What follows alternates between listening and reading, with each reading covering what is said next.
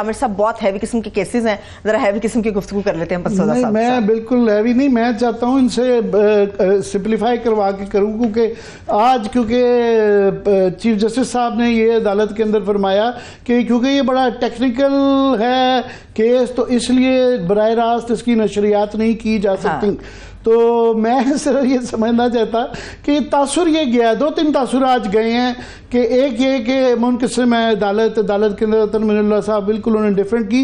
1 minute की proceeding के ऊपर 55 मिनट की डिस्कशन हुई और हमारे जो कलीग्स वहाँ पे रिपोर्टिंग के लिए गए थे वो कहते हैं जनाब 15-15 साल से इस तरह का सिक्योरिटी का डर नहीं देखा गया। 3-3 लेवल पे जिस तरह तलाशियाँ की गई थी, तो घूम फिर के तासुर ये गया कि ये जो सारा फैसला था वो इस चीज़ पे मरकूज था कि इमरान खान की तस्वीर नहीं आनी चाहिए। हुकूमत की तो समझ आती है, अदालत का ये इस तरह की हसासियत हमें ज़रा समझा सकें कि कानूनी नुक्ता था या ये कुछ और था। सर, पहली तो बात ये कि जब लाइव कोर्ट प्रोसीडिंग शुरू हुई हैं तो मैं पर्सनली समझता था कि लाइव कोर्ट प्रोसीडिंग्स कोई इतना अच्छा अमल नहीं होनी चाहिए, क्योंकि शायद हमारी अभी जुडिशरी और हमारी जो लीगल फ्रेटर्निटी है उस तरफ मैच्योर नहीं की गई या होनी चाहिए थी। लेकिन जब एक फैसला कर लिया गया ट्रांसपेरेंसी के कॉन्टेक्स्ट में, फ्रीडम ऑफ एक्सप्रेशन के कॉन्टेक्स्ट में, ये बहुत अच्छा फैसला था, फ्रीडम ऑफ इंफॉर्मेशन।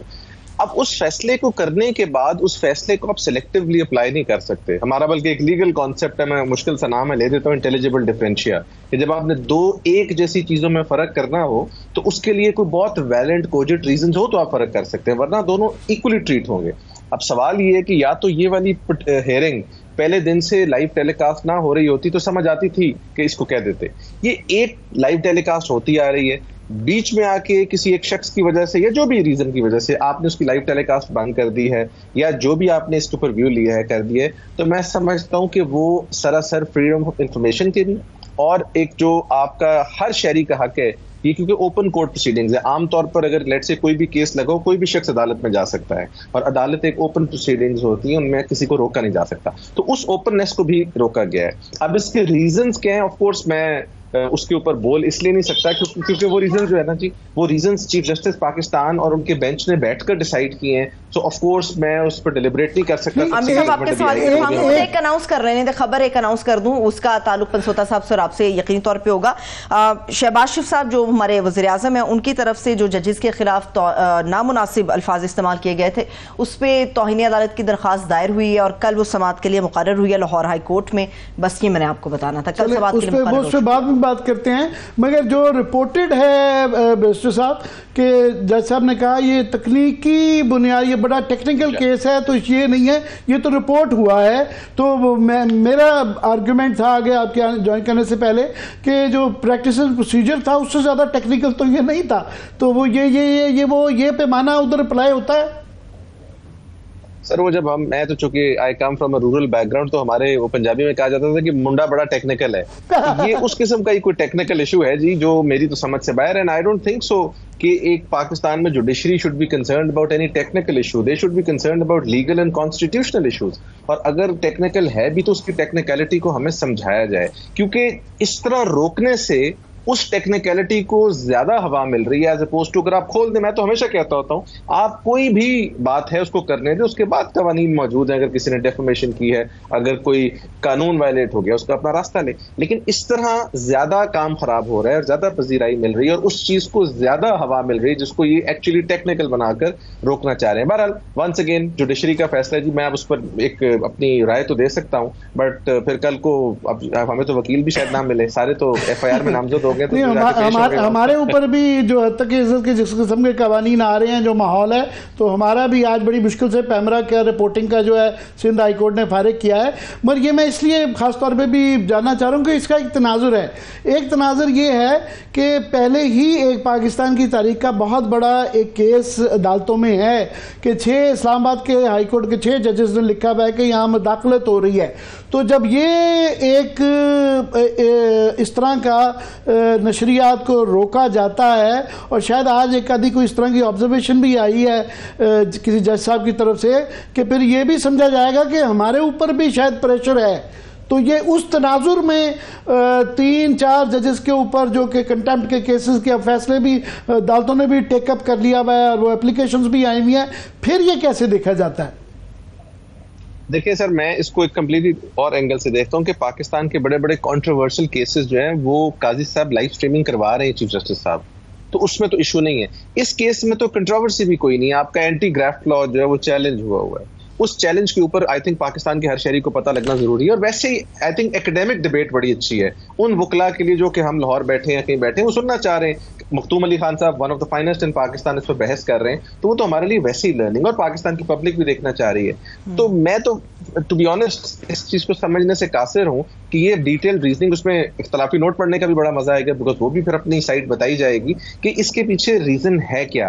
क्योंकि मैं तो पर्सनली, जैसे आपको पहले कह चुका, I come from that school of thought कि नथिंग शुड बी स्टॉप्ड, और अगर कोई चीज कानून से मुनाफी होगी उसके लिए कानून मौजूद है, उसको आप डील कर सकते हैं। सो अब इसके पीछे क्या मंतक थी, इसके ऊपर फ्रैंकली स्पीकिंग मेरी तो समझ से बाहर है।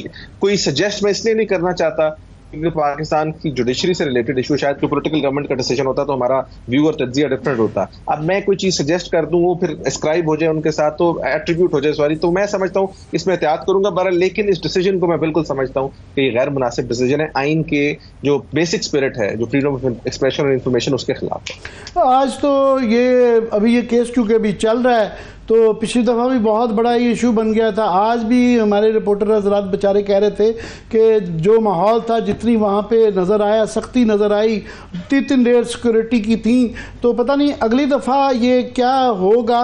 मगर कब तक अदालतों का काम है फैसले करना, टालना तो नहीं है। अभी लास्ट टाइम जो साइफर का केस था, ये उस दिन ये उम्मीद की जा रही थी कि फैसला आ जाएगा, वो एकदम से पता चला जी छुट्टी कर दी गई है। अब सुना है कि दोबारा एक तो पीर को वो आना है, तो आई डोंट नो कि पीर वाले दिन क्या क़यामत आएगी। प्लस ये जो अभी हमारी को एंकर ने खबर दी है कि ये कंटेम्प्ट की केसेस जो है शहबाज शरीफ साहब के हवाले से भी ये लाहौर हाई कोर्ट में इशू हो गई हैं, इस पे दोनों पे अगर इकट्ठा करके आप तबसरा कर सकें। सर, पहली तो बात यह है कि जो केसेस वाले दिन आप छुट्टी हुई है, वंस अगेन उस छुट्टी की भी जो मंतक है वो समझ से बाहर है। बहरहाल अब हो गई वो, हमने पाकिस्तान, हमें I think it took us 26-27 years to realize कि we are nuclear super power. तो अच्छी बात है, देर आए दुरुस्त है, इनको समझ आ गई। लेकिन उस छुट्टी की वजह से जो एक तासुर गया पब्लिक में, हर आदमी ने अपनी अपनी क्यासराई की और उस पर बात की। मैं समझता हूँ कि जो इस वक्त डिसीजन आपके सारे के सारे रिजर्व हैं, they should be announced at the earliest, और जो भी डिसीजन है either way they should be announced, उसमें किसी किस्म की ताखीर नहीं होनी चाहिए। एटलीस्ट बज़ाहिर जो नजर आता है, जो एटलीस्ट हम तबसरा सुनते हैं, जो लोग वकला पेश हुए उनसे नजर आते हैं कि दे आर ऑल केसेस जो कि शायद 5 से 10 मिनट भी स्टैंड ना करें। तो इसलिए decision all the more important for the person who is behind bars, ताकि वो अगर तो उसके खिलाफ है तो उसको चैलेंज करे, और अगर नहीं है तो उसको ही should be provided that relief. So मैं पर्सनली समझता हूँ कि इस इशू के ऊपर तो मैं इसके अंदर किसी किस्म का डिले करना जो है वो मुनासिब नहीं। अब जहां तक कंटेम्प्ट की आपने बात की है, जिनकी हुई है, अगर उन्होंने आज रियलाइज नहीं किया तो कल हाईकोर्ट क्या करेगी? और हाईकोर्ट में तो एंटरटेन करनी ही नहीं चाहिए कंटेम्प्ट। अगर जिन साहिबान के बारे में पाकिस्तान की सबसे जो टॉप जुडिशरी है उसके 5 जजेस आज बैठे हुए थे, आई थिंक मैं कंटेम्प्ट के लॉ का कोई इतना हामी तो नहीं हूं। मैं हमेशा समझता हूं कि इट शुड बी स्पेयरिंगली एक्सरसाइज। लेकिन जब इस किस्म की बातें शुरू हो जाएं, और उसके साथ साथ दूसरा प्रॉब्लम यह है कि जब आप कंटेम्प्ट का लॉ भी selectively with different yardstick apply करें ऑन 2 डिफरेंट पॉलिटिकल पार्टीज, तो फिर ऑटोमेटिकली मैं समझता हूँ बात कंटेम्प्ट से आगे चली जाती है। या तो इस चीज को सीरियसली लिया जाए, या फिर अक्रॉस द बोर्ड परमिशन दे दी जाए कि जी आप जुडिशरी को आपसे जो मर्जी कहें, आपकी मर्जी है, आपका जो दिल करता है। लेकिन अगर आपने उसको एक लीगली सस्टेनेबल क्राइटेरिया बनाना है, तो then it should be equally applied and not selectively applied. So let's say high court तो मेरा नहीं ख्याल सुबह इसमें शायद कोई नोटिस वोटिस कर दे या ना करे,